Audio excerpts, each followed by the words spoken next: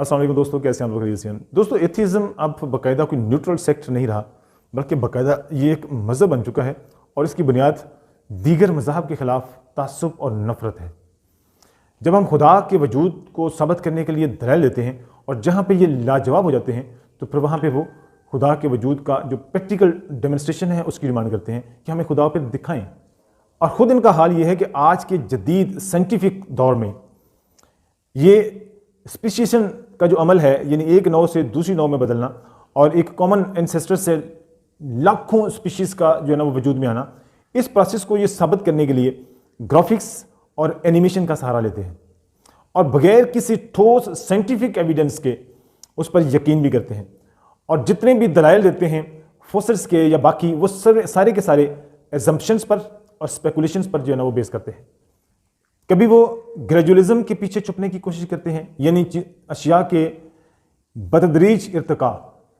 जब इसको वो साबित करने में नाकाम हो जाते हैं तो फिर वो पंक्चुएटेड इक्विलिब्रियम के पीछे छुपने की कोशिश करते हैं, गोया कि ये जो लाखों किस्म की अनवा हैं, स्पीशीज़ हैं, ये अचानक ज़ाहिर हुई। दोस्तों, मैं ये बात पूरी जिम्मेदारी से कर रहा हूँ कि अभी तक ये दोनों नुक्ता नज़र, यानी ग्रेजुअलिज्म और पंक्चुएटेड इक्विलिब्रियम, साइंस से या फॉसिल्स के रिकॉर्ड से साबित नहीं हुए।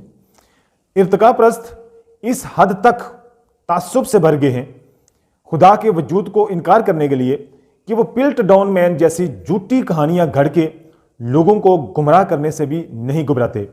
पिल्ट डाउन मैन, इसको आप गूगल करें, और ये तकरीबन 40 साल तक लोगों को गुमराह किए रखा कि इंसान जो है वो ग्रेजुअली बंदर से डेवलप हुआ है। इसके साइंटिफिक शवाहिद जो है ना वो मिल गए हैं, लेकिन बाद में उसका तजिया करने पे साबित हुआ कि वो जो फोसिल्स थे वो खुद साख्ता थे। दोस्तों, हकीकत ये है कि अभी सिर्फ और सिर्फ माइक्रो एवोल्यूशन जो है वो साइंस से साबित है, और ये माइक्रो एवोल्यूशन यानी इंट्रा स्पीशीज एवोल्यूशन, यानी स्पीशीज के अंदर जो तब्दीलियां आती हैं वो, और ये भी डिज़ाइन का हिस्सा है। अगर इंट्रा स्पीशीज एवोल्यूशन ना होती तो ये दुनिया एक रोबोटिक वर्ल्ड होती, जो कि डिज़ाइनर का मकसूद नहीं था।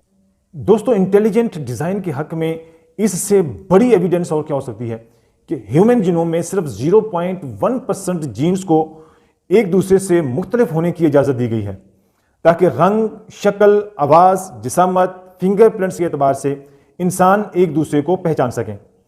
अगर 1.2% फ़र्क आ जाए तो इंसान का पैदा होने वाला बच्चा चिंपैंजी बन जाए, और अगर 15% फ़र्क आ जाए तो नया पैदा होने वाला बच्चा चूहा बन जाए। इंटेलिजेंट डिज़ाइनर को साबित करने के लिए ये एक ही मिसाल काफ़ी है, ताहम इस सिलसिला में बेशुमार मिसालें पेश की जा सकती हैं। यहाँ न्यूटन के कौल का जिक्र करना ज़रूरी है, जिसमें वो कहता है कि खुदा पर यकीन करने के लिए तमाम अफराद के फिंगरप्रिंट्स का मुख्तलिफ होने की एक ही दलील काफ़ी है। दोस्तों, इर्तिका परस्त एनवायरमेंटल एडॉप्टेशन यानी माहौलियाती मुताबिकत के एतबार से जो चेंजेस आती हैं उनकी बुनियाद पर लोगों को गुमराह करने की कोशिश करते हैं, जबकि एनवायरमेंटल एडॉप्टेशन खुद इंटेलिजेंट डिज़ाइन का हिस्सा है। और इंटेलिजेंट डिज़ाइनर ने इंसानों समेत तमाम अनवा में उनकी बका यानी सर्वाइवल और फिटनेस के पेश नज़र माहौलियाती मुताबिकत की सलाहियत रख दी है, मगर यह मुताबिकत भी सिर्फ लिमिटेड है। जैसे हमारे जिस्म 50 डिग्री सेंटीग्रेड तक तो मुताबिकत इख्तियार कर सकते हैं, मगर 70 या 100 डिग्री सेल्सियस के साथ वो मुताबिकत इख्तियार नहीं कर सकते। इसी तरह हमारे जो स्टोमिक्स हैं वो मुख्तलिफ नमकियात और इंग्रेडिएंट्स के पानी के साथ तो मुताबिकत इख्तियार कर सकते हैं, क्योंकि मुख्तलिफ इलाकों के पानी के इंग्रेडिएंट्स मुख्तलिफ होते हैं, मगर कंसनट्रेटेड सल्फ्यूरिक एसिड के साथ या और कई लिक्विड्स के साथ मुताबिकत इख्तियार नहीं कर सकते। और दोस्तों, तीसरा, नेचुरल सिलेक्शन या नेचुरल प्रेशर की बुनियाद पर लोगों को गुमराह करने की कोशिश की जाती है कि ये कायनात खुद बहुत वजूद में आई है, कोई खुदा नहीं है। तो यहाँ ये सवाल पैदा होता है कि नेचुरल सिलेक्शन का जो अमल है वो खुद से इतना बाइख्तियार या ज़हीन कैसे हो गया कि वो ऐसे म्यूटेशंस का इंतखाब करता है कि जिससे लाखों स्पीशीज़ की सूरत में मुकम्मल वर्किंग मॉडल्स वजूद में आ जाएं, जो अपनी बका और नस्ल बढ़ाने की मुकम्मल सलाहियत रखते हैं। अगर कोई ज़हीन डायरेक्टर, डिज़ाइनर या प्रोग्रामर नहीं है तो फिर सेल्स तकसीम दर तकसीम के अमल से मादे के ढेर में क्यों ना बदल गए, बजाय इसके कि वो मुकम्मल वर्किंग मॉडल्स में तब्दील हो गए।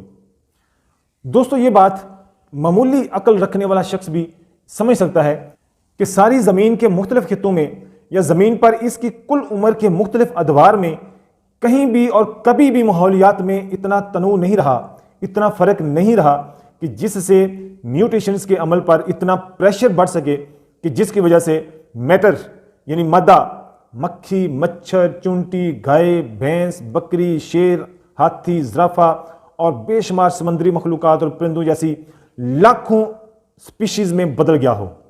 मादे को हाथी के दांत और सांप के तालू से लगे हुए दांत, जिसमें सुई से भी बारीक सुराख होते हैं, में बदलने के लिए कौन सा नेचुरल प्रेशर दरकार है? क्या सांस के दांतों में सुराख एक ही वक्त में हुए या बतदरीज लाखों सालों में हुए?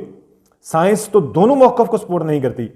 डार्विन बेचारा अपनी जिंदगी की आखिरी सांस तक इंतजार करता रहा कि अगर मेरा मौक़िफ़ दुरुस्त है तो ट्रांजिशनल फॉर्म्स के जो फॉसिल्स हैं उनका बड़ी तादाद में मिलना इंतहाई ज़रूरी है, मगर आज तक नहीं मिले।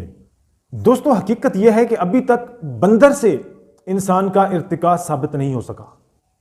चे जाए कि कोई बेवकूफ़ लाखों किस्म की मुकम्मल तौर पर मुख्तलिफ अनाटमी और फिजियोलॉजी रखने वाली अनवा की एक ही कॉमन एंसेस्टर से इर्तिका की बात करे।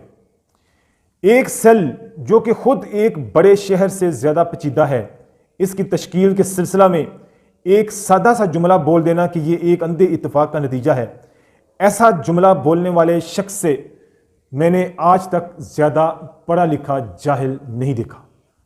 दोस्तों हकीकत यह है कि खुदा को समझने के लिए अकल का तासुब से पाक होना ज़रूरी है। मेरी अक्सर अंग्रेज़ इर्तिका परस्तों से बहस होती रहती है जो खुदा से तासुब में बहुत ज़्यादा आगे गुजर चुके हैं, बल्कि बाज़ औक़ात वो तौहीन भी करते हैं। दोस्तों हकीकत यह है कि क्रिश्चियनिटी के पैरोकारों ने मगरबी साइंसदानों पर जो जुल्म के पहाड़ तोड़े, उनको ज़िंदा जलाया, उसकी वजह से मज़हब के ख़िलाफ़ तासुब और नफ़रत उनके मिजाज का हिस्सा बन चुका है। हकीकत यह है कि खुदा एग्जिस्ट करता है।